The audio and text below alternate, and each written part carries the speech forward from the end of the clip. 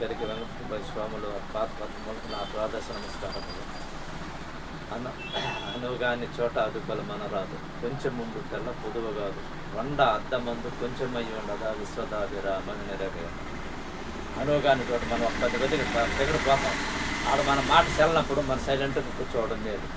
మన పెగ్గు చూపించి మన మాట నోట్ల మాట దారిపోతే మన విలువ మన దగ్గర దాచుకోదు. అనుగాని చోట అదుపులు మనరాదు, కొంచెం ఉండుట అలా తగ్గి ఎల్లవ చేసినప్పుడు తొంగ వంకొని ఉండదు. ఎల్లవ పోయినప్పుడు చక్కగా లేచి నిలబడుకుంటుంది. అదే ఆ పక్కకుండా మానుకు నీళ్ళుకొని ఉంటాయి, పోసుకొని వెళ్తుంది. ఎల్లవ వచ్చి ప్రమాదంలో కొట్టుకొని పోతుంది. ఆ విధంగా అహంకారం అనేది మనిషికి చాలా ప్రమాదమైంది.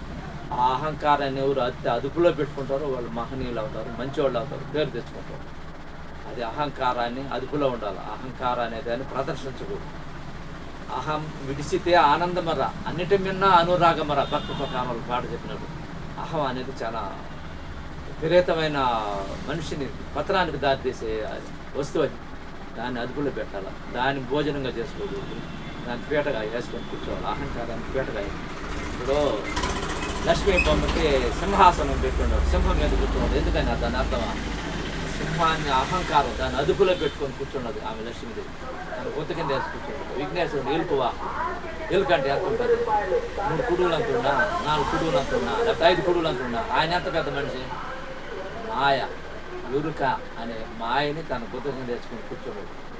అంతేగాని ఎలుకని కాదు కొత్త కింద, ఎరుక అనే మాయని తన కొత్త కింద వేసి కూర్చోన్నాడు, అదుపులో పెట్టుకోన్నాడు. అది విఘ్నేశ్వర రహస్యాలు, లక్ష్మీదేవి రహస్యం.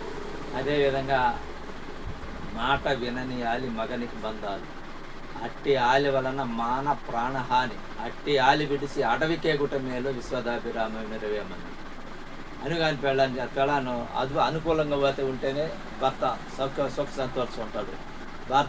భార్య అనుకూలత లేకపోతే మరణానికి కూడా దారి తీస్తాడు. ఎంతోమంది చూస్తుండ ఊరేసుకొని చచ్చిపోయేవాళ్ళు, ఆత్మహత్య చేసుకొని చచ్చిపోయేవాళ్ళు, భార్య అనుకూలంగా లేకుండా.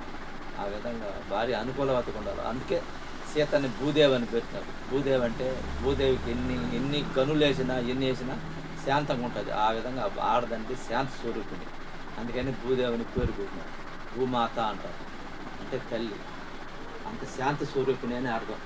శాంతం లేని ఆడది, ఆలోచన లేని మగవాడు, ఆవేశమైన ఆడది కనుక.